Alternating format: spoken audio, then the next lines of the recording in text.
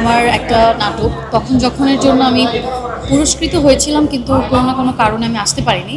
এই বছর আমি প্রথম বাইফাতে আসলাম, আর আমার একটা ভীষণ কাছের একটা কাজ, খুব প্রিয় একটা কাজ, বহিমিয়ান ঘোড়া। সেই ঘোড়ায় আমি যে সুন্দরী চরিত্রটি করেছি সেটার জন্য আমি একটা অ্যাওয়ার্ড পেয়েছি। সো অবশ্যই খুবই ভালো লাগছে। আসলে কাজ তো করি দর্শকের জন্য, আপনাদের জন্য, মানুষকে এন্টারটেইন করার জন্য। তো সবাই যখন সেই কাজটা কীভাবে স্বীকৃতি দেয়, ভালোবাসে, আসলে আমাদের আর্টিস্টদের জন্য এটা একটা বড় পাওয়া। খুব ভালো লাগছে, ইমোশনালও লাগছে অনেক। ঈদের ব্যস্ততা যাচ্ছে, যেরকম যা ঈদের আগে আগে একটু কাজ থাকে, যে যদিও আমি একটু কাজ কমিয়ে দিয়েছি। আমি একটু আসলে ভালো মানের কাজের প্রতি বেশি চাচ্ছি, যে ভালো মানের কাজটাই করব।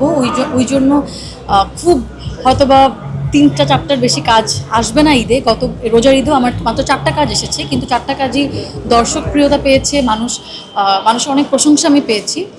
তো আমি চাই এই ধারাটা আসলে বজায় রাখতে।